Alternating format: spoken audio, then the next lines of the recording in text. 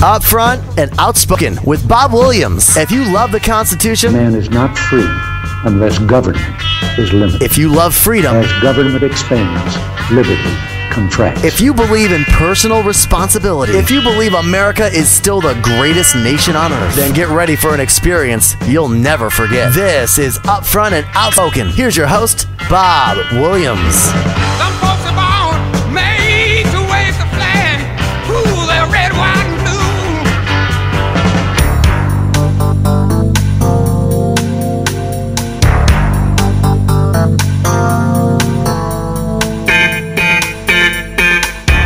And good morning. This is Upfront Outspoken. Of course, I'm your host, Bob Williams, with you here on this very blustery Thursday. Wow. I have a very, very interesting panel. We're going to be discussing several things, but I want to get right into things. Today, we all know about what has happened in Paris, France yesterday. The latest that we have about it is two of the suspects were spotted basically robbing a petrol station in the northern part of France, killing a policewoman, but they are still on the run. The last time anything we heard about it was that they were indeed heading back towards Paris in a Renault. So there you go. That's what we have. But I want to, once again, I want to welcome my panel of guests, which include Jonathan Wolfman, Arjuna, Krishna-Das, and of course my primary guest, IQ al Rassooli. But before I bring them on, I want to give everybody else a little bit of update here. Number one, IQ al Rassooli, he was born in Iraq. Now you're going to say, okay, big deal. He was initially raised in the Muslim belief system, and I want to use it that way. I don't want to say it's a religion. I want to say the belief system. But at a young age, he was sent abroad, where for over 30 plus years, he studied about it and found out, guess what? There was too many fallacies in this thing. So IQ al Rassooli became a author. Yes, author. Uncovering the Veil. It's a trilogy. But before I bring my guests on, I want everybody to hear this soundbite. It's about a 4-minute soundbite that came out yesterday on NBC News. The world is reacting tonight to a terrorist attack in one of the great world capitals that prompted an urgent manhunt and a frantic effort to identify 3 men. Today in Paris, in broad daylight, masked men entered the editorial offices of a satirical magazine, and they came in firing. They were shooting to kill, and the death toll quickly reached a dozen, including 2 police officers, before they made their getaway, prompting the manhunt. Several of the dead were editorial cartoonists. One of them, the magazine's editor, was wanted by Islamic extremists for depicting the Prophet Muhammad in a negative way. In Paris tonight, people have filled the streets in solidarity. This attack is being felt in all the European capitals, here in the U.S. capital city, and indeed around the world. We have all of it covered tonight, beginning with NBC's Bill Neely in Paris to start us off. Bill, good evening. Good evening, Brian. After the massacre, the manhunt, police now naming 3 suspects and a police operation reportedly underway not far from here. This is a country in shock. Those are the words of the French president, and many here are afraid the gunman could attack again. Heavily armed and shouting in Arabic, "God is great." Masked gunmen carrying out a massacre in Paris. They're outside the offices of a magazine which they'd stormed. Inside, 11 people, mostly journalists, lay dead. Minutes later, more killing as police officers confront the gunman. One attacker walks to a wounded officer and shoots him point blank. As the gunmen begin to make their escape, one shouts, "We told you we would avenge the Prophet Muhammad." As they return to their car, one gunman calmly picks up a shoe. Their target in the heart of Paris was the satirical magazine Charlie Hebdo, notorious for mocking political and religious leaders, including biting caricatures of the Prophet Muhammad. At the center of this attack, a clash of beliefs. A journalist's right to publish versus a religion that forbids any depiction, good or bad, of the Prophet Muhammad. The horror began late this morning when the gunmen forced their way past security, killing one man at the door. Upstairs at a meeting of the magazine's staff, the gunmen opened fire, killing editor Stéphane Charbonnier, his bodyguard, and 8 others, including several well-known political cartoonists, one 80 years old. It's like a butcher's inside there, this man says. There are so many dead. The assault lasted about 5 minutes. The gunmen seemed fearless and made their getaway quickly, later hijacking another car, leaving the bullet-ridden black Citroën behind. The magazine had been attacked before, firebombed 3 years ago for printing cartoons of the Prophet Muhammad, an attack that didn't stop it. Journalists here are shocked and angry. It is an outrage and a major attack on freedom of the press. French President François Hollande says the country is in a state of shock, but must unite. Tonight, Parisians are doing just that. Charlie! Charlie! French police now say they have identified 3 men as suspects, 2 brothers in their early 30s and an 18-year-old. No arrests have been confirmed and no one has yet claimed responsibility for France's worst terrorist attack in decades. And Brian, earlier senior US counter-terrorism officials told NBC News that one of the suspects had been killed and 2 had been arrested. They now say they can't be certain of this or of the status of any of the suspects. There are reports tonight of a police operation, a counter-terrorism operation in Reims, a city about 90 miles from here, and even reports that one of the suspects, an 18-year-old, has given himself up to the police. But so far, police are not confirming any of that and not confirming that anyone has been killed or arrested. So the manhunt is still on. Back. All right, at this point, I want to bring in my entire panel, and I want to address my first question directly to IQ. Now, IQ, you've been talking about such attacks could occur, and this basically has confirmed what you've been saying all along. So I want to get your impressions on what happened yesterday, and then bring it into what you've been telling Americans all along. Well, thank you. First of all, I would like to take. There is an echo, by the way. Echo. Yeah, somebody's got their speaker or something up very loud here. Okay. I'll try again. Americans should be in shock. The Europeans should be in shock. But the problem is the news media have already collaborated with the murderers by not printing the cartoons. NBC, CNN, all of them are refusing to show the cartoons.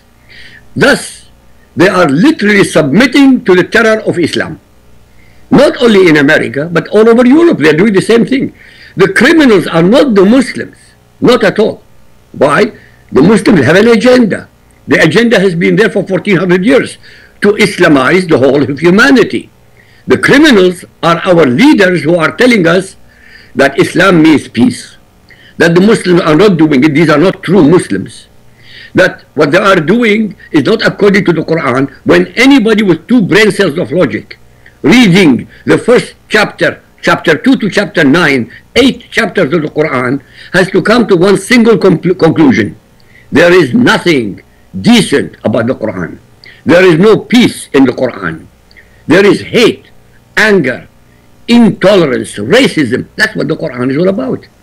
So the problem is our leadership, our news media. They are covering up for the Muslims, and they've been doing so for 35 years. Back to you. You know, the thing is, IQ, is that we're always delighted to have you on, and you know, we're always fascinated by much of what you say. But my question to you is, you know, you have been probably the most outspoken. I want to use it, the most outspoken critic of our failures to understand the core elements of what the Quran and what Islam is all about. And yet we're seeing on a daily basis, you know, not only with ISIS, but now with Paris and all this. What's it going to take, do you think, in your judgment, what is it going to take to wake people up to the true understanding of what the hell's going on here? Okay, I agree with you. The question, I mean, you will take another 9/11 or a double or a triple of a 9/11 in America. You will take another action in Germany, Italy, and Spain for people to wake up. They should wake up today. They should have woken up yesterday. What happened in France yesterday was France's 9/11. True, not 3,000 people died. Explain that to us, IQ. You're quoting chapter and verse here, but people don't have a Quran open. Exactly what is that? You want verses? Yeah, I give you verses. Right, give me a verse direct out of the Quran that would No correlate. Muhammad, chapter 47. Muhammad is the name of the chapter, which is, of course, the name of the leader of Islam. Muhammad, chapter 47, verse 4. So I'm giving you the details. Anybody can listen to me, can Google it instantly. And it says, the verse, therefore, when you, the Muslims, meet the unbelievers, infidels, kuffar, chop off their necks. This is the very verse that ISIS, Hamas, Boko Haram, Al-Shabaab, and all other Muslim terrorist organizations tell us that's what they're doing. That they're quoting from the Quran. They are fulfilling Muhammad's instructions. And our leaders say, no, no, no, no. These people are misrepresenting Islam. Another verse. And this is a disastrous verse. Al-Tawbah, chapter 9, verse 29. The Arabic language says, qatilu, fight. That means go to war. Those who believe not in Allah nor the last day, nor hold that forbidden which has been forbidden by Allah and His Apostle Muhammad, nor acknowledge the religion of truth, Islam, even if they are of the people of the book. That means Christians and Jews. Until the Christians and Jews pay the jizya, which is an onerous tax for not being a Muslim, and the Christians and Jews have to pay this jizya with willing submission and feel themselves humiliated, just to make sure that the listeners would believe what I'm telling you. I would like to put forth a challenge worth $200,000 to the first person who can show us all a single operative verse in Muhammad's Quran that demonstrates any compassion and mercy to all unbelievers. For those who don't understand English, unbelievers today represent 80% of humanity. All Christians, Buddhists, Hindus, Jews, atheists, agnostics, etc. That is any and all those who are not Muslim. 7 billion people. $200,000 for just one verse from over 6,200 verses in the Quran. I can continue for another hour. Right. What do you think of my challenge? Right now, IQ, there's probably a lot of people out there scratching their head and probably digging out the book to see if they can challenge you on that. But, you know, one thing I want to ask you, IQ, because the language that these terrorists used is very familiar in your native tongue. And it's Akbar, whatever the hell it was. Exactly. Allahu Akbar. It's very important people understand that. Right, exactly. They were shouting Allah. Allahu Akbar is called in Arabic al-Takbir. That means to glorify their God Allah. So Allahu Akbar means Allah the great or the greatest according to them. But this is called the terror verse, by the way. This is called the terror verse. It's in the tradition of Islam. Whenever Muhammad attacked another group of people by ambush, by the way, always by ambush, he started shouting Allahu Akbar, he and his own group, to scare them. This is what it is, the terror verse. And they do it every single time because they are now going to they expect to be killed. So by glorifying their God, when they get killed, they become martyrs, shaheed in Arabic, martyrs. That means they will get the 72 virgins, V-I-R-G-I-N-S, in Muhammad's whorehouse version of paradise for killing infidels. Back to you. Now, I want to bring Jonathan on this. Now, Jonathan, I know you are very articulate and very careful in what you say on this. Now, you've heard exactly what IQ has been saying. I want to, number one, get your impressions on this, and then I want to also get your impressions about what happened yesterday. So if you could expand on that, be my guest. Well, thank you, and welcome. Excuse me. Welcome to everybody out there listening. What occurs to me each time one of these incidents happens, and we get a response from the preponderance of the media, is they, in a very winking way, want to report the news with interjections every moment, it seems, about how these terrorists do not represent the civilization, the religion, the cult, whatever you want to call it, of Islam. And I understand why they do that, but what I hear IQ telling us over and again, and IQ can correct me if I'm mistaken, is that even if the average Muslim in the street, at his home,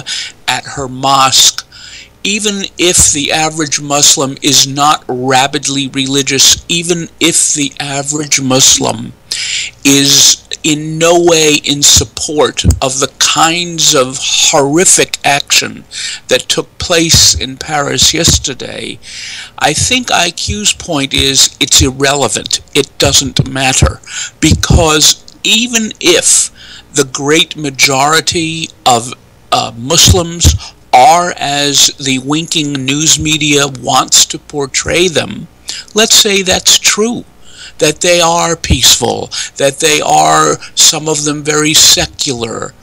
I read a report yesterday that one of the reasons that the Islamists are so angry in places like France is because they know that the typical Muslim in France is not deeply religious. Well, the point is, I think what IQ is telling us is that even if that's so, it's irrelevant, because the non-radical, the non-rabid Muslims, I think IQ is saying, don't count, because they have been cowed into, and here's a irony for you, into Islam, into submission, to the point where they will not stand up, very many of them, and take on their own. If they're claiming that no, these people do not represent true Islam, well, who does? People who will never talk?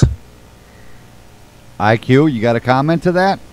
100% he got it right. Congratulations. I'm not being facetious, honestly. I'm not being condescending either. You got it right.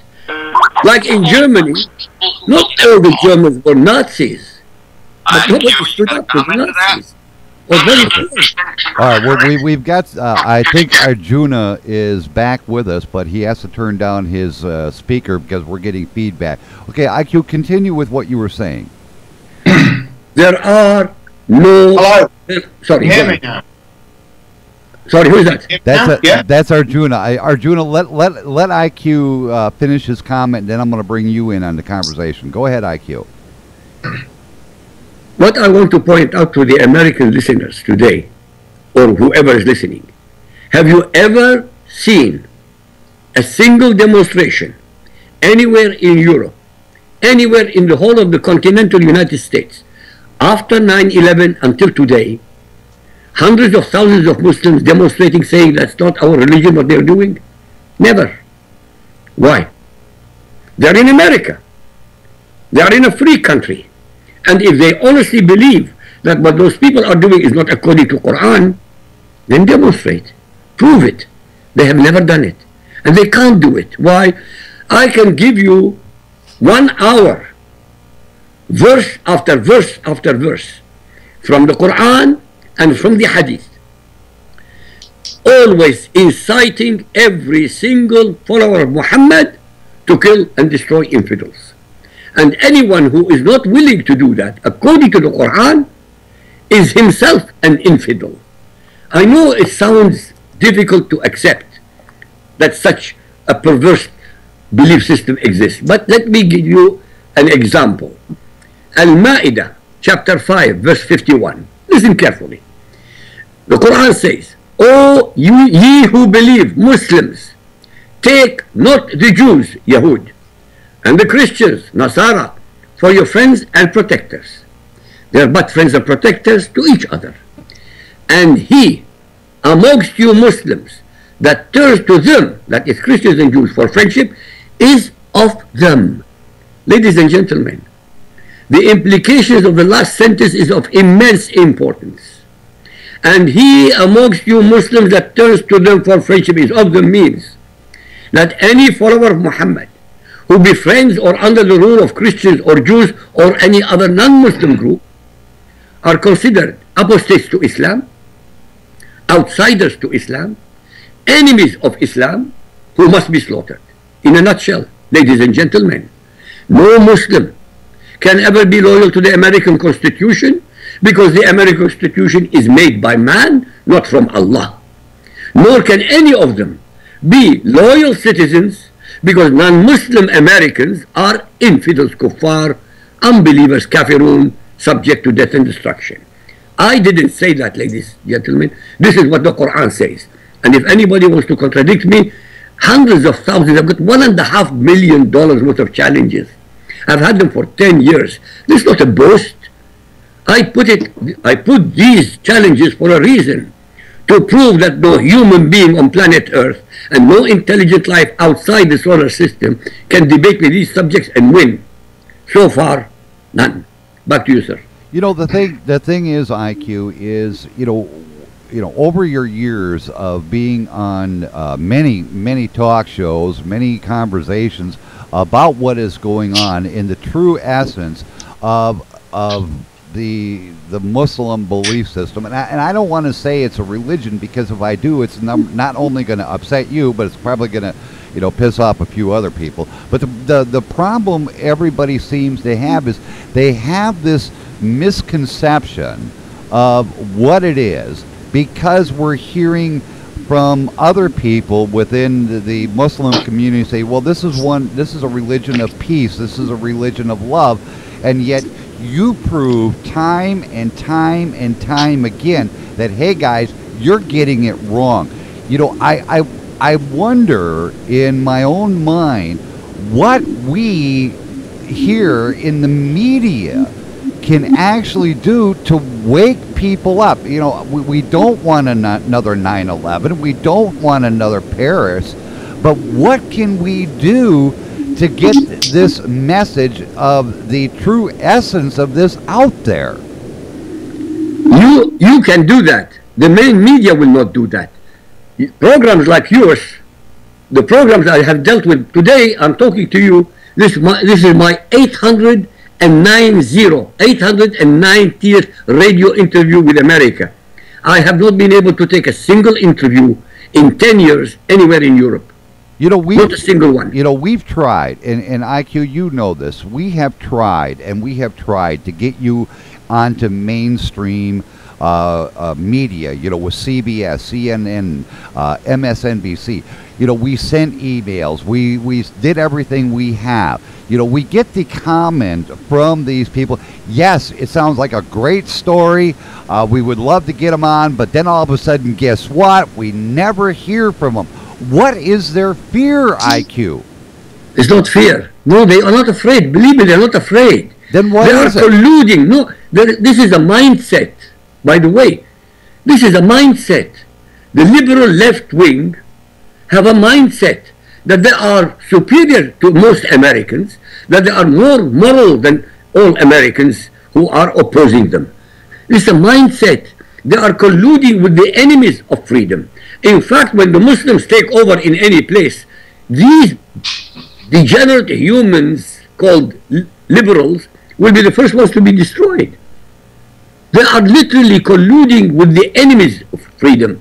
They are aiding and abetting the Muslims. Who are the Muslims? They are the enemies of every human being on planet Earth. 7 billion people who are not Muslim. I didn't say that. They declare it every single day in every single mosque in 80 languages. Okay. Now, The guilty ones are our leaders, starting with Obama. But Obama, I forgive him. Why? He's a Muslim. His intention was from the very beginning to destroy America. And in 6 years, I give him 90%. Out of 90% I give him. He's done a fantastic job. And who helped him?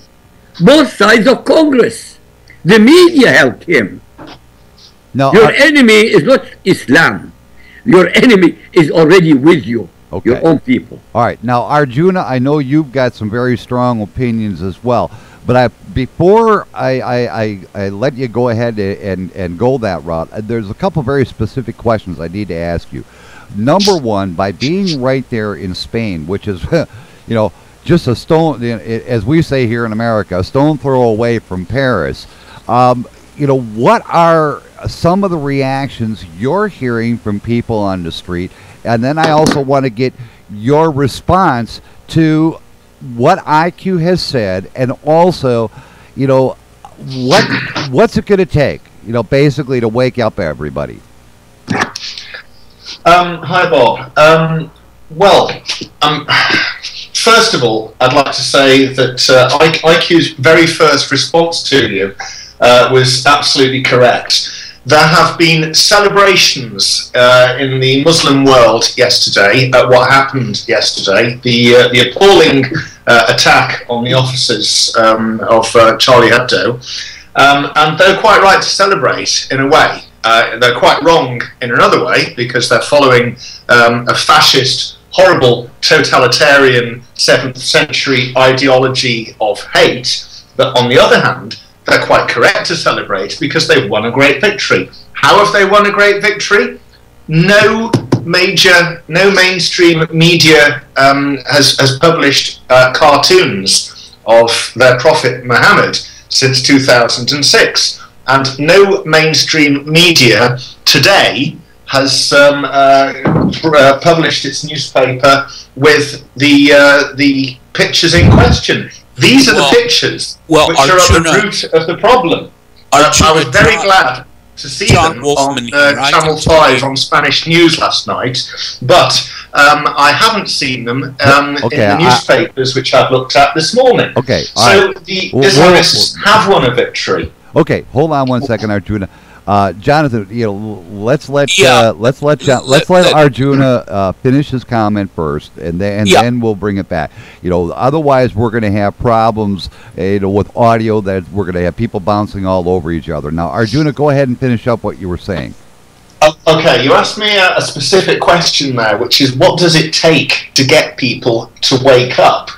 And quite honestly, Islam is, yes, it's beneath contempt. And on what basis is it beneath contempt? It's beneath contempt on the basis of its own scriptures, which we've just heard a few verses of from IQ. Here's another one, Quran 2:16. Fighting is prescribed for you, and ye dislike it. But it is possible that ye dislike a thing which is good for you, and that ye love a thing which is bad for you. But Allah knoweth, and ye know not.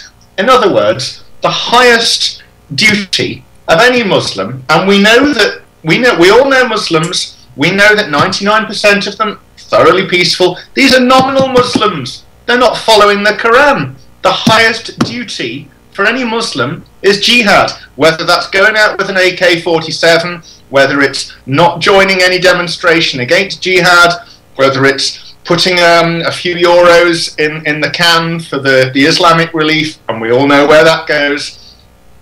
Jihad, highest duty of every Muslim. All right, now, Jonathan. Okay, I'm sorry. How do we wake people up? The Islam is condemned in its own scriptures. All we need to do is talk about the scriptures of Islam. The scriptures of Islam are its own condemnation.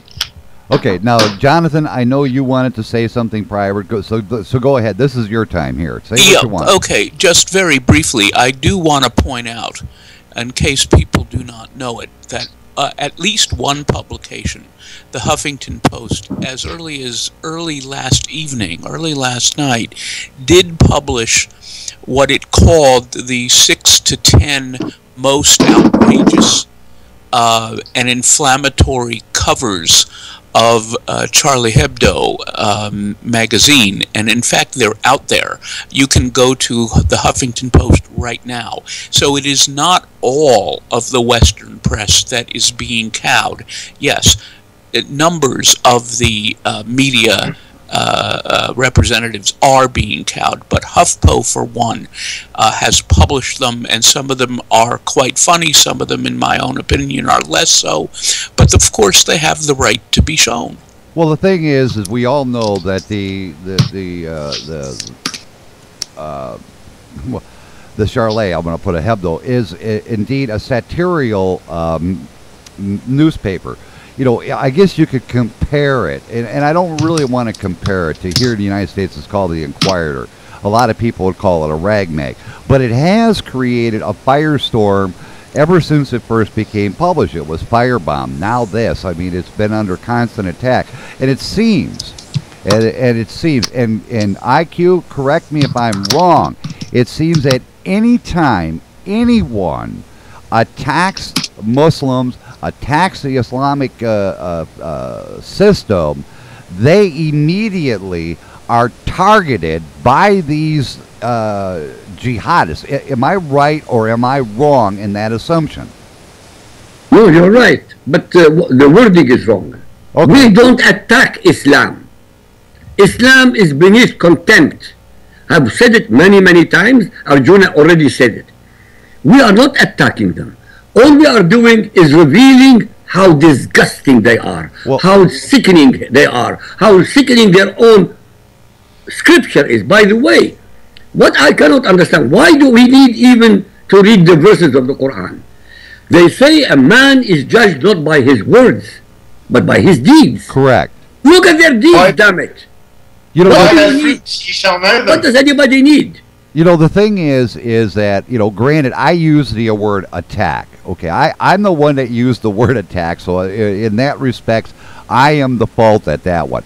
But the problem, what pisses me off, and I'm going to put it that way because thank God we're on independent radio here.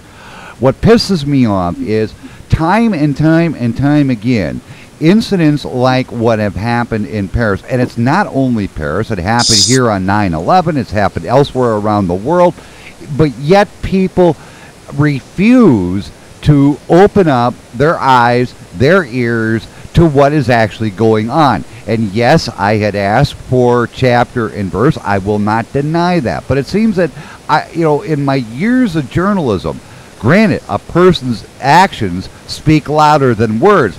But it seems today, in today's society, that the only way people hear you or hear the message that needs to be gotten out there is by chapter and verse. And I apologize to IQ and Arjuna for that. Because, you know, I'm a Hare Krishna myself, and you can find verses in the Bhagavad Gita which talk about fighting war. You can find verses in the Old and the New Testament which talk about fighting, more in the Old Testament, in the Jewish scripture, but you do not find Hare Krishnas, you do not find Christians and Jews going out and slaying people because they do not believe in the same thing. You don't find Hare Krishnas, Hindus, Christians and Jews slaying people, even though it's said in my own Hare Krishna scriptures you should kill somebody if they blaspheme Krishna or a devotee of Krishna. It doesn't happen.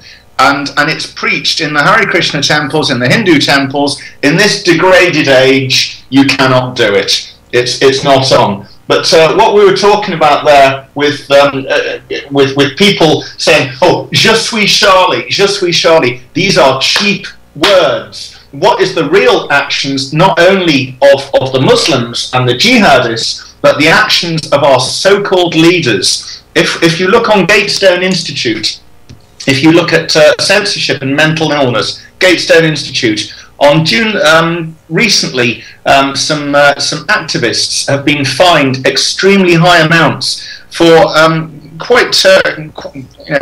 making some statements about Islam. They're not incendiary in any way. Well, you could call them incendiary.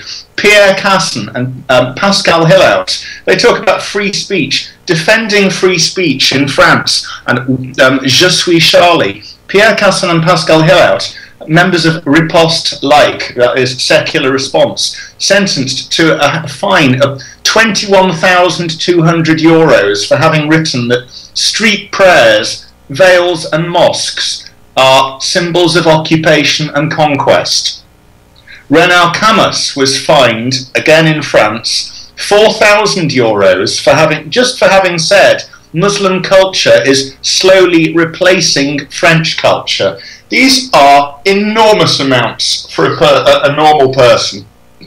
Enormous amounts. And yet, we have the idiot Hollande, the idiot Cameron, our idiot leaders talking about defending free speech while at the same time imposing such enormous punitive fines and attempting to imprison people for speaking out. Where is the free speech? IQ, go ahead. If you jump in there. Well, I don't have to jump in there. He is telling it the way I tell it. Our enemy is not Islam. Why? Because Islam declared war upon us 1400 years ago. I don't need a genius to figure that one out. Our enemies are our leaders. They are the ones who are colluding with Muslims. They are the ones who are lying to us. They are deceiving us. The news media. Mr. Wolfman, you said that the Huffington Post did cartoons. That's not good enough.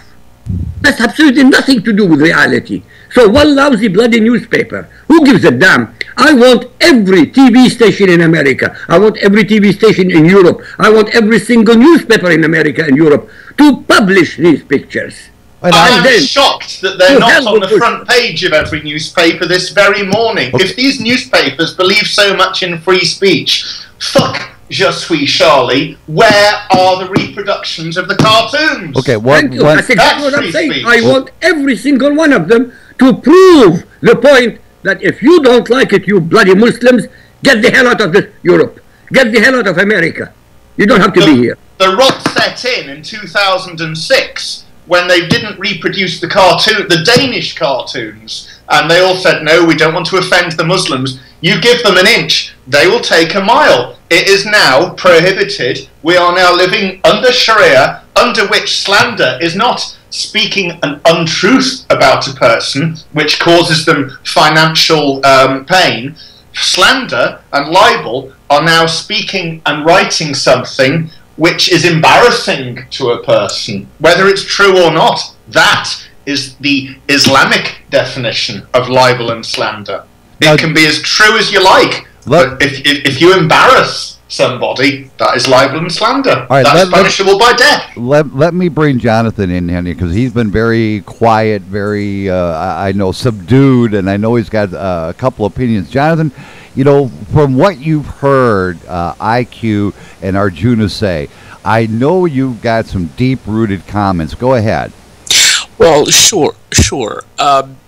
You know, it's interesting when this began to dominate the cable news yesterday.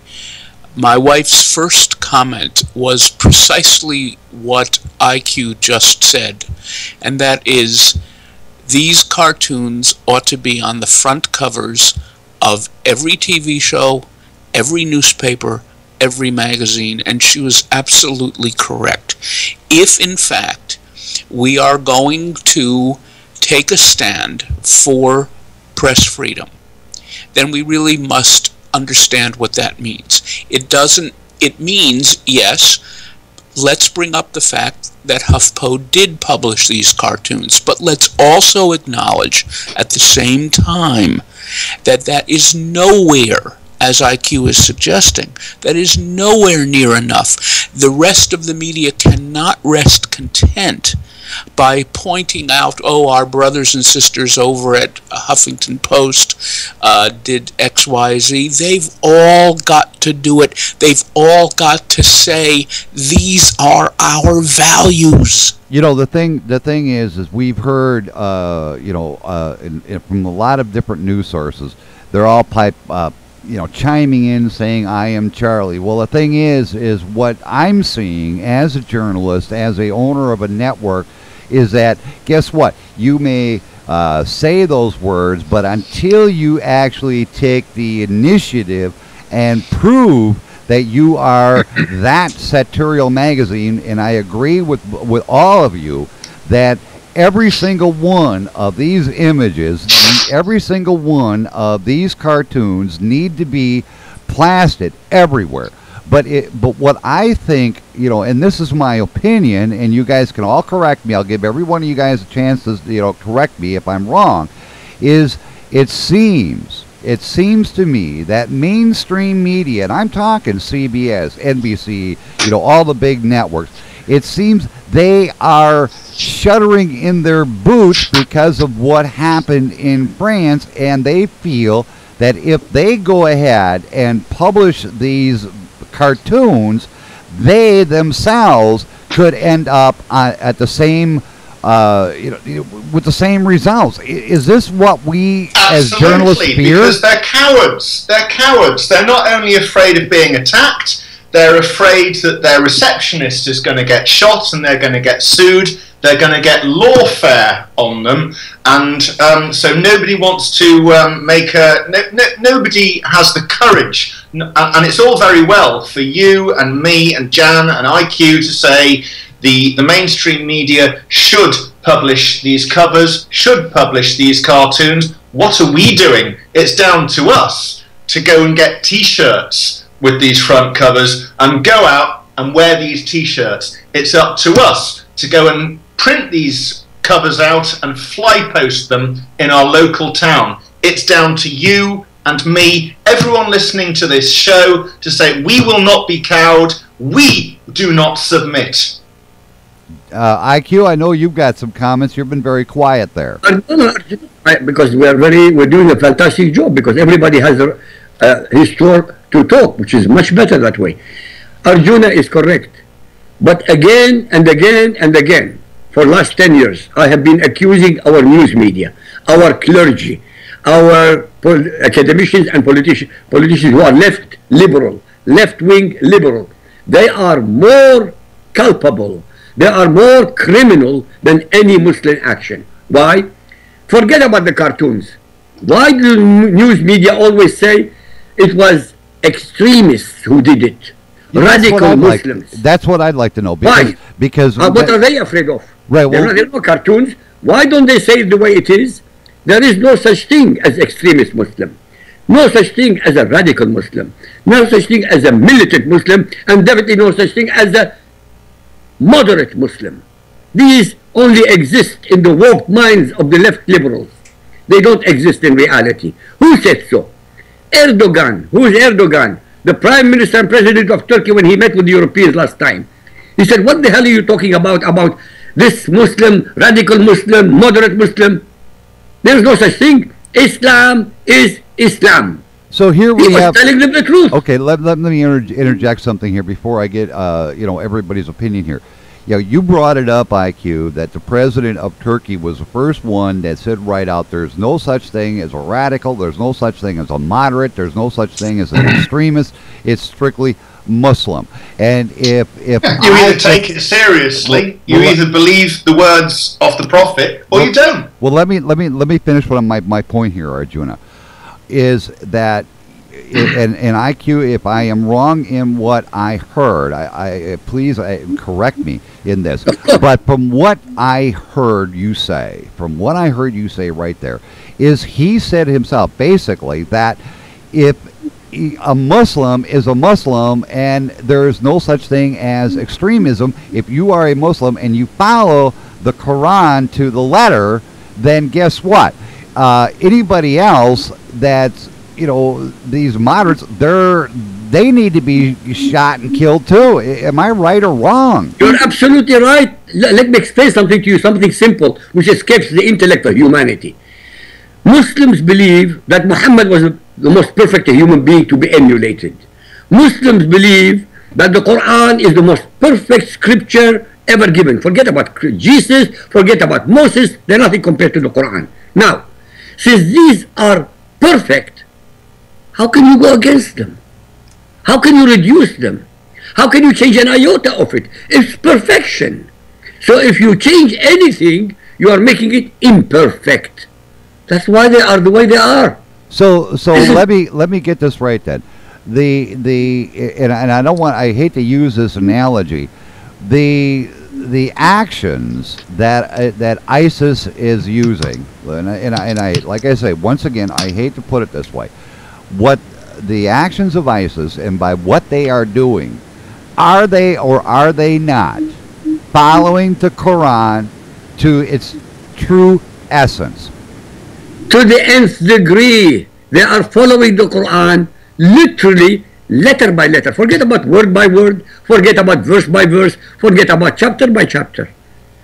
Letter by letter, what the Quran and the Hadith tells them to do, they are doing it. Okay. The raping of the women, the selling of your girls, they have a list. They just published a list, the ISIS in Iraq, for a girl between the age of 1 to the age of 9 of the captured girls, they are either Yazidis or Christians, 200,000 dinars each. By the way, the older the girl becomes, the less value she has. So between the age of 1 to the age of 9, Muslims will pay 200,000 dinars, the highest price for the youngest girls to be raped. All right, so now the question comes up, IQ, is this. If groups like ISIS are following the Quran to the letter, and I want to put it that way, if they are indeed following the Quran to the letter, then these other, let's just put it as organizations, the so-called moderates, the so-called others, then in essence, these individuals should be themselves under attack by groups from ISIS because they are not following the Quran to the letter. Am I right or wrong in that? You are absolutely right, but you're missing something. All right, tell me what I'm missing here. What? Yeah. Tell everybody. Take your, in America, CAIR, C-A-I-R, the Council of American Islamic Relations. You heard of them, of course. Right. Okay. What are they? They are using taqiyya. You know what taqiyya is, don't you? Clarify for my listeners. Taqiyya is an Arabic word. It is to use deception. It is sanctified by the Quran that Muslims can deceive any non-Muslim in any way, shape or form possible for as long as he is trying to destroy the non-Muslim and replace him with Islam. So, CAIR says, we were outraged. Yesterday, CAIR said they were outraged. This is not Islam. They're lying. They're using taqiyya. ISIS knows they are using taqiyya. So we have two types of jihad. Islam has two types of jihad. And this is Islam. One, war jihad, like ISIS. And the other one is stealth jihad, which is the Islamic Council of North America, CAIR, and every single Muslim organization in Europe and America are traitors. Every single one of them. And anybody listening to me here, anybody from CAIR, anybody from the Islamic Council disagrees with me, have the balls, have the knowledge, have the guts to come against me in debate. Now, Jonathan, you once again, you've been very quiet listening to what is being said, and I know you've got comments, so please bring them in. Yeah. It would be really great if we could get someone like IQ on one of those shows, whether it's Fox, NBC, MSNBC, CBS, doesn't matter, because someone on those networks needs to say that, in fact, it doesn't matter if there are moderate Muslims out there. It's not a question of whether there are or not. It's a question of what kind of power and influence purported moderates have. They clearly have none. And so therefore they're an irrelevant entity as far as life and death are concerned. Well, let me bring something in here on that, though, Jonathan. IQ himself said that they are using the guise of being moderate. They're using the guise of being all this loving, peaceful organization, when in fact, they are not. How are we going to, believe? I mean, can we believe anything that's coming out of their mouths? Is what I'm saying. Given the fact we're being told by IQ, absolutely not. They are a tool of the Muslim Brotherhood. IQ.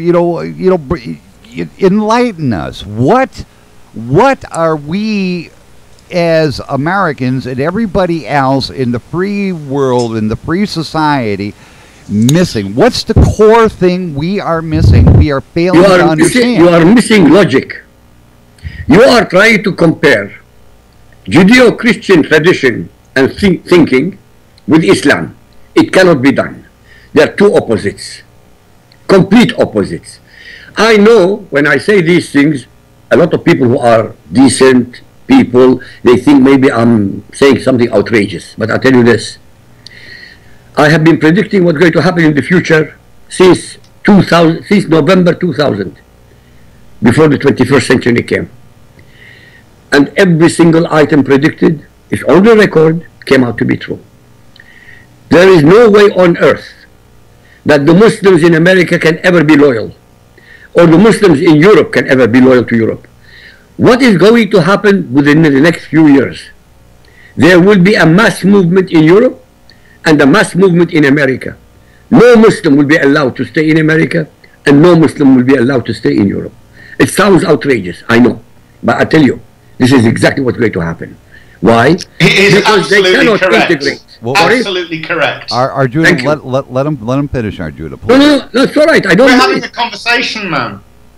It's all right. Arjuna, go ahead.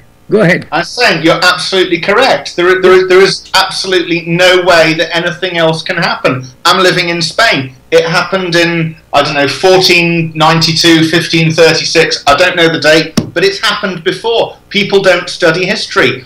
Islam is incompatible with freedom, democracy, the Enlightenment, civilization, and human rights. It's absolutely incompatible. All those nice, friendly Muslims that you know in your workplace, in your community, in your environment, they are not taking the Quran seriously, or they are biding their time.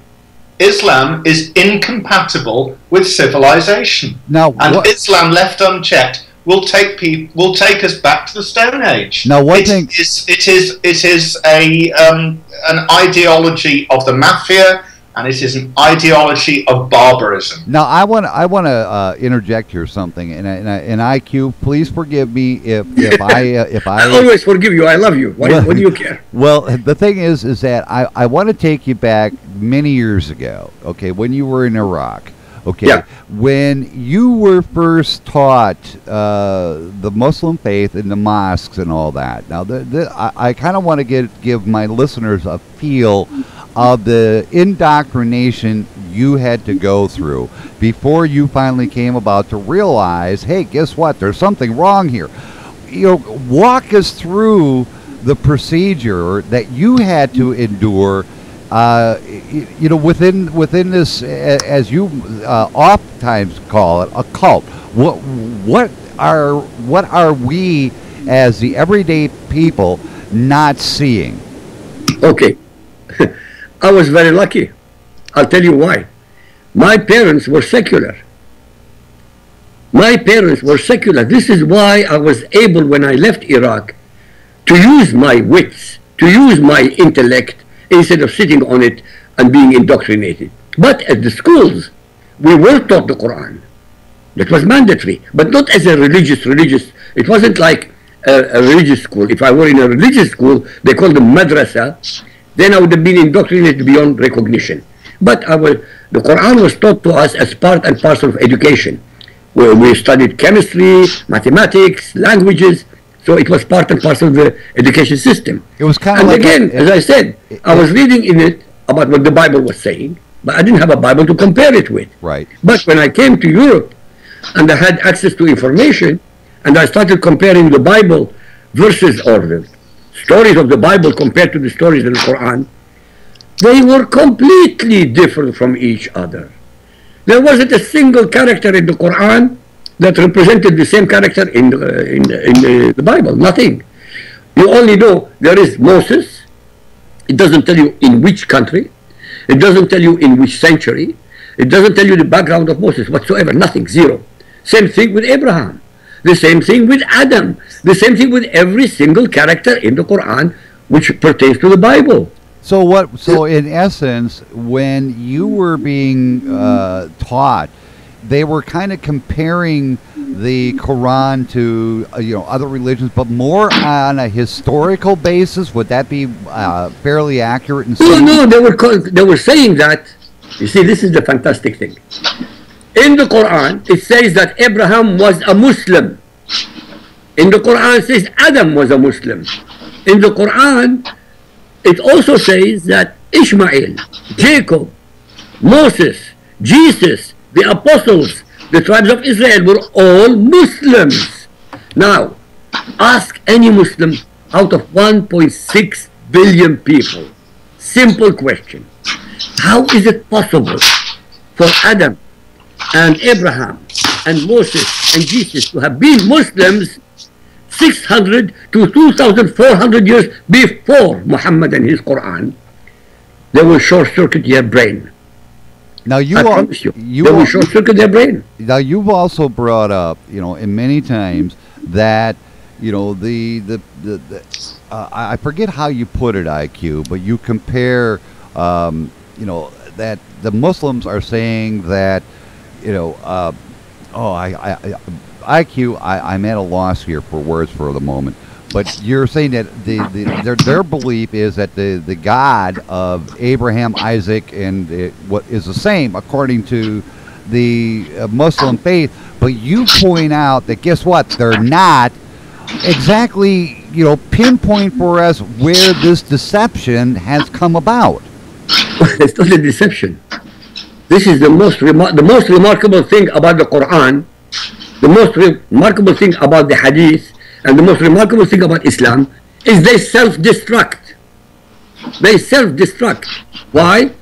You have to study the Bible or read the Bible and then read the Quran, and you'll find out that it is impossible that Allah, the God of Islam, is the same as the God of Jesus, Moses, and Abraham. Okay, that's what I was trying to get at, the point I was getting at. Okay, now let me ask you this. And try to stay with a good answer, but I want base this on from your knowledge, from your research, base it on facts. How are they not the same?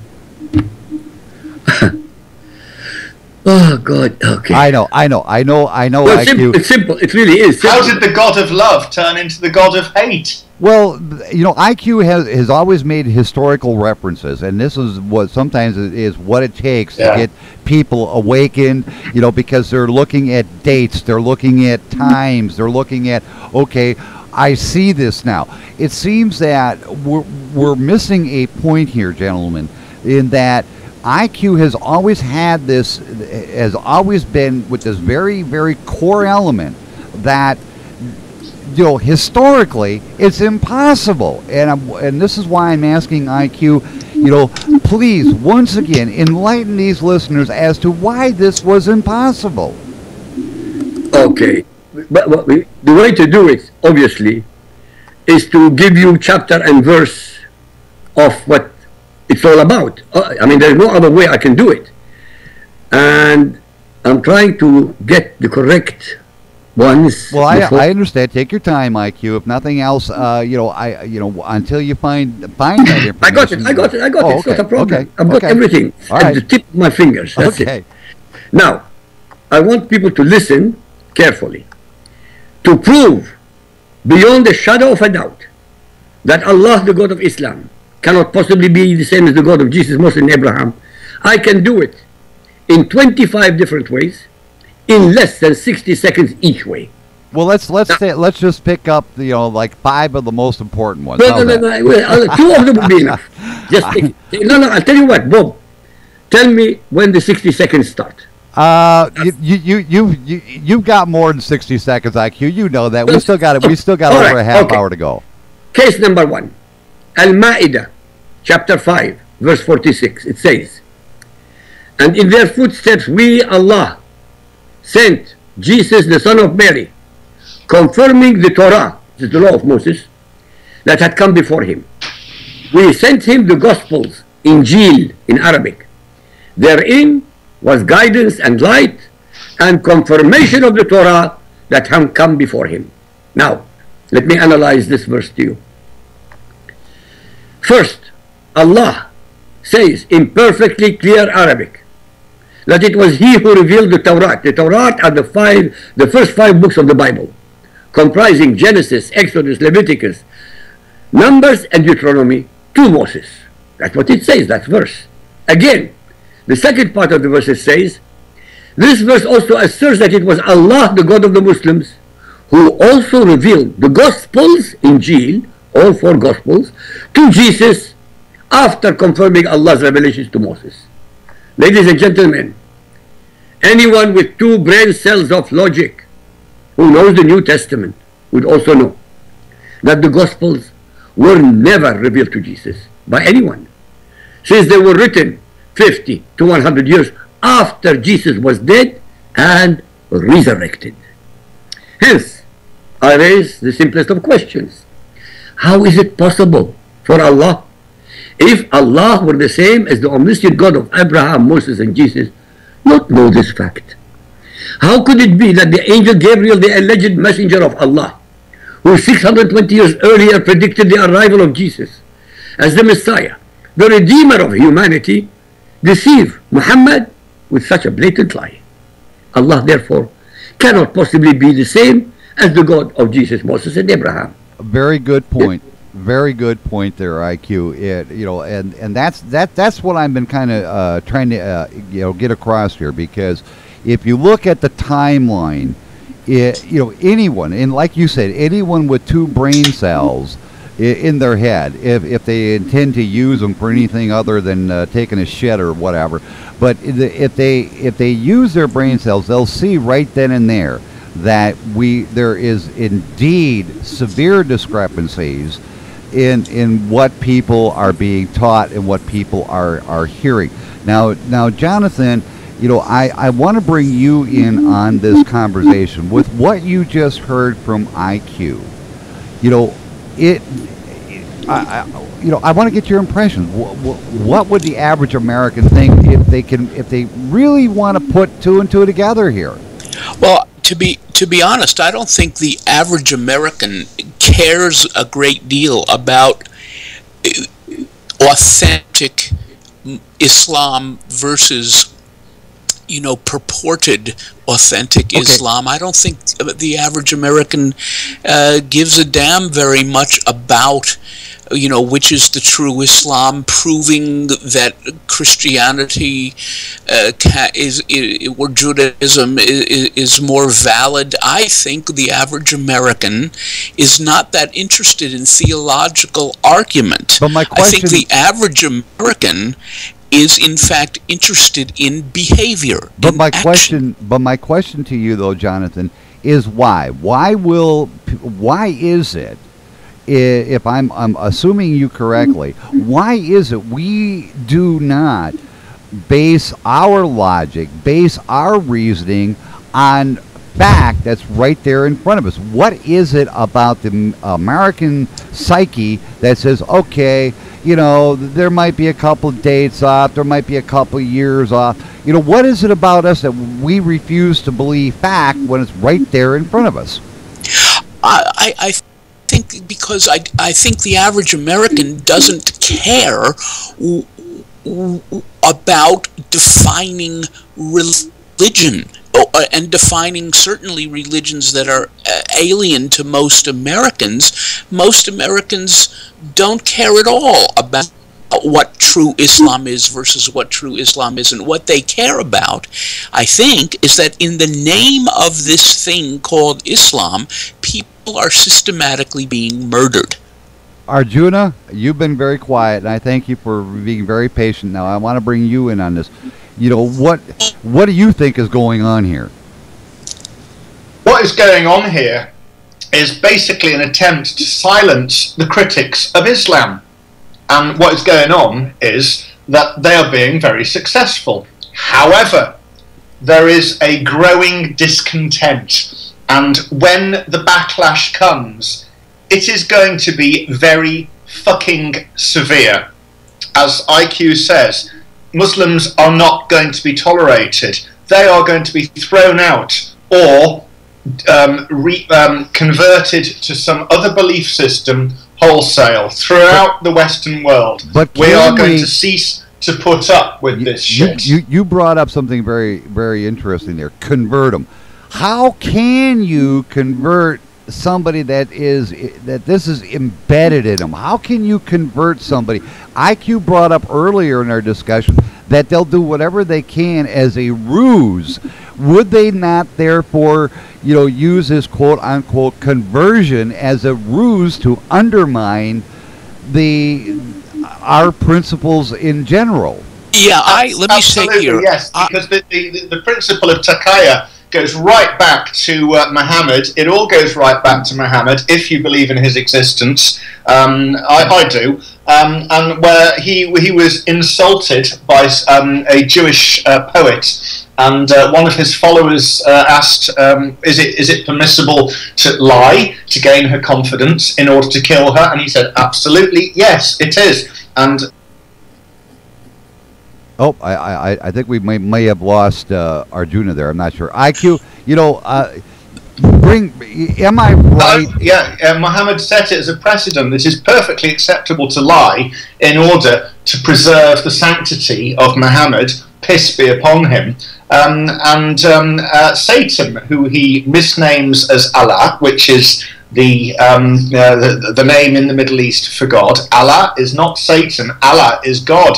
However, Muhammad basically appears to be worshipping Satan. So he set this as a precedent that it is perfectly okay to use taqiyya or deception for a higher purpose. If I may, I would like to respond to Bob's actual question, which is, this mass conversion thing. I would like to know, if for those of you who think that there will be some kind of mass conversion out of Islam, what's the mechanism for that? What would be the, in a secular way we would call it, what would be the political economy of that? What would be the mechanism through which that would happen? I can't even imagine it. But here's it's a huge question and a very, very relevant one. Well, and I don't think we have a simple answer. Well, but it's going on enormously in Africa. Well, here's my question, though. Jonathan raised a very good issue here. But once again, and I want IQ to answer this, is that Arjuna brought up, let's convert them. Can you IQ, or are they going to use a disguise and then come attacking us later? Personally, I would rather not convert them. But that's another story. But I'll tell you something was happening. And Arjuna was going to say it anyway. In Africa, more Africans were converting to Christianity than Muslims. The Muslims only convert through terror. The reason I am insisting, even to Mr. Wolfman, don't dismiss what I'm telling you, that Allah is not the same as the God of the Bible. Why? Because the whole essence of Islam, the whole structure of Islam rests on one single dogma, that Allah is God. And the minute you destroy that, what will happen? Two things. No, three things. 80% of humanity will now be able to laugh at the Muslims and prove beyond a shadow or even a reasonable doubt that their God, Allah, is not the same as the God of the Bible. That's corollary number one. Corollary number two. When Muslims find out, those who have two brain cells of logic, when they realize that for 1400 years, all those Muslims who died on fi sabilillah, fighting for Allah, will never ever get the 72 virgins, the new generation of mass murderers, like the ones who did it yesterday, had they known they will not get any 72 virgins because Allah is not God, they wouldn't go on a suicide mission ever again. Three, most Muslims will convert only to Christianity or become atheists and nothing else. Why? Because even according to the Quran, Jesus was a prophet of Islam. And most Muslims who convert out of Islam, they convert to Christianity. These are facts, not negotiable. I'm not dismissing in any way what you're saying. I was responding to Bob's point about the typical American, and I am saying, people can disagree with me certainly, but I'm saying, I'm arguing that the typical American, these theological debates go above the typical American's head, and they go past the typical American's interest. They're not interested in most Americans are not interested in theological debate. They don't care what you prove to them based on text or based on what you're calling logic. I'm saying that most Americans respond almost exclusively to whether they see the harm being done to average people in the name of some religion, and on that basis they will accept or reject it. So what I'm asking here... But unfortunately, John, the proof of the pudding is exactly the opposite. They had 9/11, and for 13 years they haven't broken up. So they are not using even logic and had... Well, somebody's rustling paper around here, and we can't hear everybody here, you know. But the thing is that, you know, is it going to take another 9/11 to finally completely wake up, you know, not just people here in America. Let's say if we have another 9/11 occur in Paris. Let's say we have another 9/11 occur in London. We have another 9/11 occurring, you know, say in Mexico City. You know, and I use that last one as a very hypothetical, but is it going to take that, you know, another 9/11 to really make people wake up to the fact that, hey guys, you know, we got to do something here? Is it going to take that, or, you know, is there another way we can make these people wake up? I mean, it seems like we're still asleep at the helm here. They are not going to wake up unless exactly what you just said will happen. They're not going to wake up. If France does not wake up today and tomorrow of what happened yesterday, they will have another 9/11 and another 9/11. Arjuna? This is tragically, this is the case. Arjuna and I, we agree. Wolfman and I agree. No, we all three of us, we are not in disagreement at all. None whatsoever. We agree. We only disagree on who understands.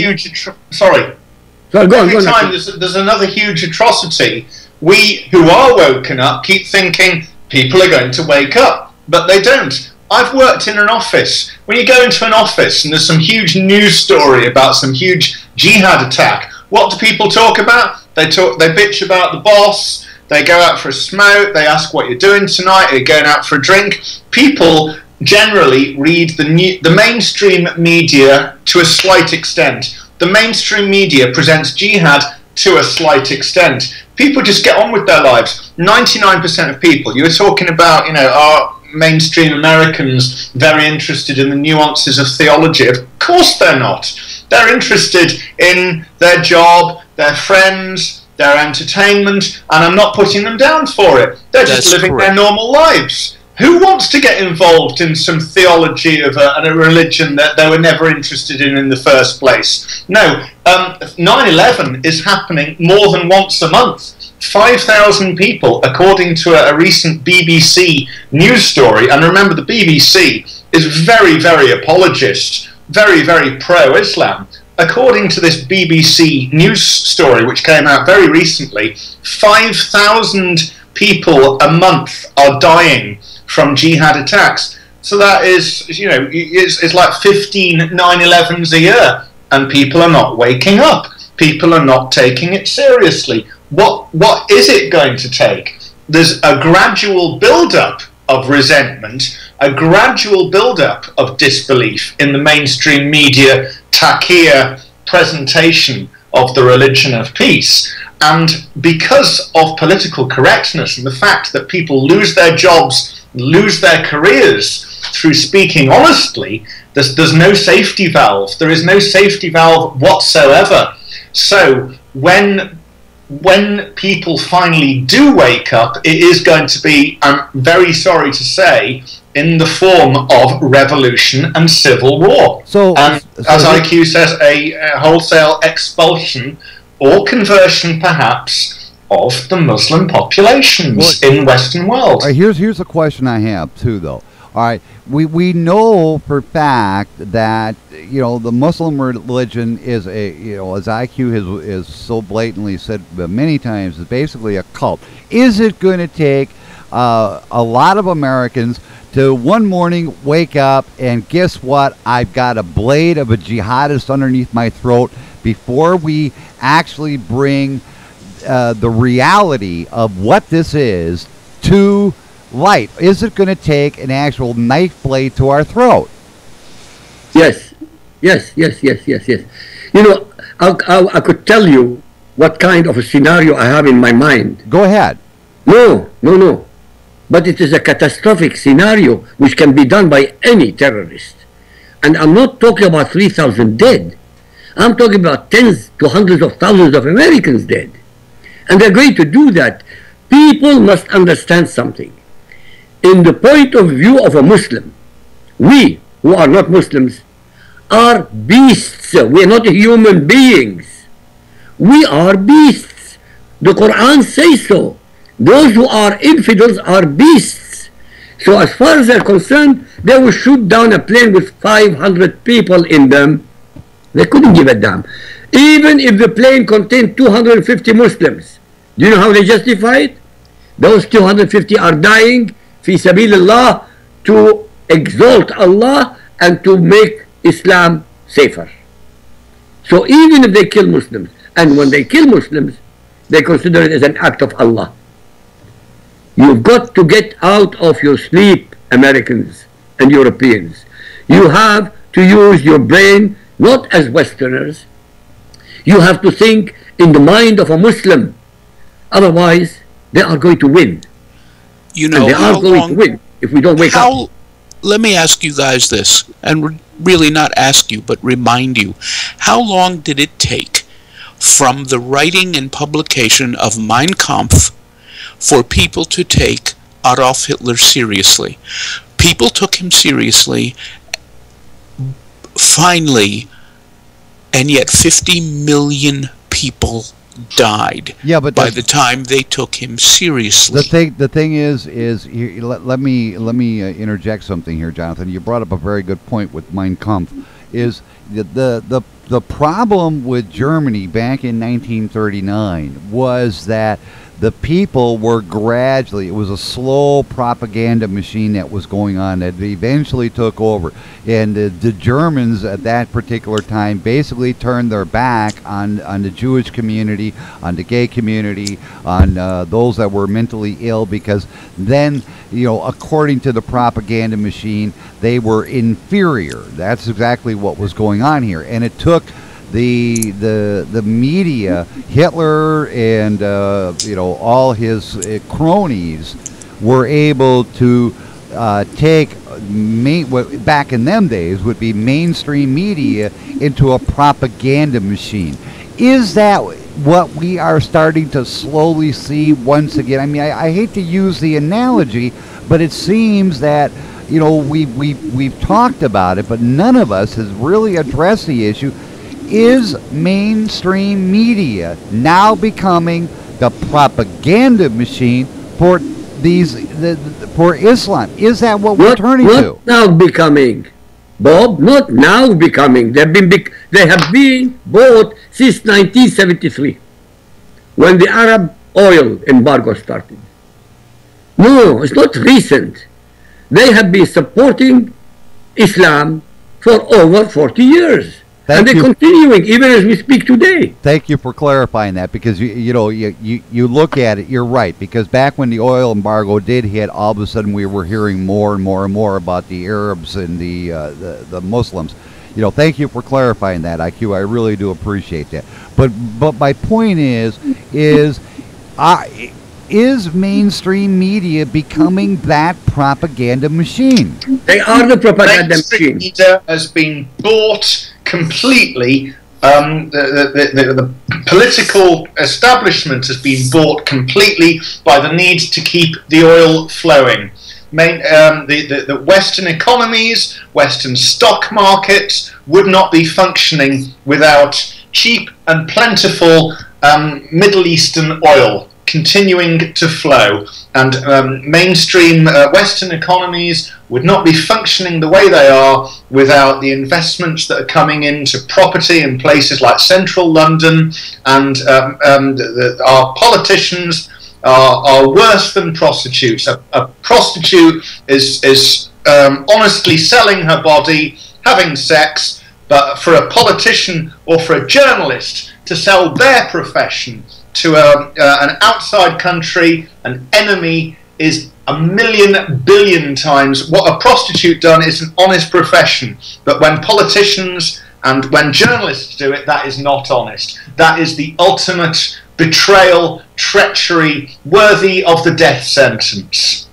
And that is where we are. Our politicians, our media and our academia are thoroughly in the pocket of Middle Eastern money and oil. It is the dirtiest situation you can possibly imagine. These people are the traitors to the highest degree. And as IQ says, it is not so much that the Muslims or the people who take the Quran seriously style Muslims are the enemy. It is the enemy within, and it is the enemy at the center of our soon-to-go civilizations if we don't do something about it. Jonathan, your comments. Well, it does seem to me that our what you call the mainstream media is content to try to play both sides. They want to condemn the actual horror, and they want to make distinctions among about how we view various Muslims without acknowledging any of what, even the possibility that what Arjuna and IQ are saying could be right. They don't want to, possibly because the corporations that own them are beholden to the kinds of economic tugs that Arjuna was just talking about. That's my sense of it. Well, let me enlighten everybody here a little bit. Before I had the network. I used to be in syndication. On a lot of 150 radio stations back then. Across the United States, and it always seemed that anytime I wanted to cover a story, or I had to. I wanted to cover a specific thing that was going on at a world event and local event, I always had to pass it by my editor. And many times, my editor says, no, we can't upset this particular group because you're going to be, condescending about it because of a recent story. So, I have to, from being on both sides of the chair, one, working for corporate media, and then now, of course, being an independent media, which I love dearly, is, they're afraid, and this is the thing that the impression I have always gotten, is that they are afraid of their bottom line. It's not so much, it's not so much that they don't want to air a particular story, but they're afraid of that bottom line, so they don't want to cross it. I wish, and I really wish mainstream media would wake up to the reality that you guys have been in the pockets, the back pockets, since 1973, like IQ brought up. How are we, how are we as individuals, how can we possibly convince mainstream media to say, hey guys, get your head out of your ass, pull your head out of the sand, face reality, be real journalists again? Is this possible, or are they too much in bed with these big oil and all that? Mainstream media has changed a great deal in the past, even the past few months. with the advent of a lot more open commenting on web articles. And there are a lot of media which are publishing articles where the comments are unmoderated, whether through one platform or another, Facebook. I'm not a member of Facebook any longer. Or other social media commenting platforms, but the public is very much making their opinions known, and the mainstream media may not be condemning Islam as a totalitarian organization of violence, but the people on the comments certainly are. The people on the comments, the public, are condemning Islam to fuck on the comments boards of the stories. We are seeing through the stories, we're commenting on them, and that is where the public is making its presence felt very much. You know, you take a corporation like General Electric, let's say, who's got to be beholden in many, many ways to the kinds of powerful interests that you guys have raised. Well, what does General Electric own? It owns, among other things, NBC and therefore MSNBC. That's just one. That's just one. Anybody who would imagine that NBC, that General Electric would allow more than window dressing of diversity of opinion on these kinds of things, I think is simply naive. I agree. We've got about a little bit under 3 minutes to go here, and I kind of want to summarize a little bit. I want to get everybody's opinion. You know, first up, you know, this is going to be one question real quick, and like I said, we've got about 3 minutes. The events in Paris is going to have a worldwide impact. Is it going to make journalists basically come out today and say, all right, we are in support of what this magazine did? You know, we are this magazine, we are for a free press, or are we going to once again fall back into the belief system that, you know, big corporations, we can't defend them? You know, we've got about 2 minutes, and I want to get everybody's opinion about that. Well, Bob, I see a lot of platitudes. I see a lot of je suis Charlie, but I don't see anything like the pounding of reproduction of the cartoons from every media outlet, which is what is really meant by freedom of speech. And until we see that, I think we're still on the defensive. I think the rebound will come, but we're not seeing it yet. And it's coming from the grassroots, not the mainstream media. I think that, as my people are still being fined tens of thousands of euros for saying the truth about Islam. I would like to see the cartoons everywhere, because it would be a beginning. It would be a signal that some in the mainstream would at least have some sack. IQ, you got the last minute. Go ahead.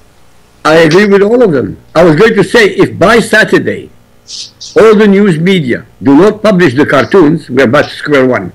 We're waiting for another 9/11. There we go. That's what I'm telling you. All right, I want to thank all you guys for once again being part of this conversation. We got to have it again in 2 weeks, because you know, when we get this roundtable discussion going, you know, a lot of issues are covered, but the main thing is we are here to inform. This is what we are about. And anyone who says otherwise, kiss my ass, because we are here to bring out the facts to you that other stations, other networks refuse to do. Guys, hang on for just a couple of seconds here. Everybody else,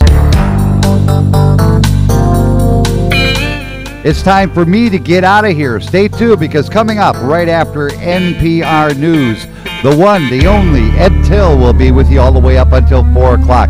Until tomorrow, 6 a.m., this is Bob Williams. Take care of yourselves.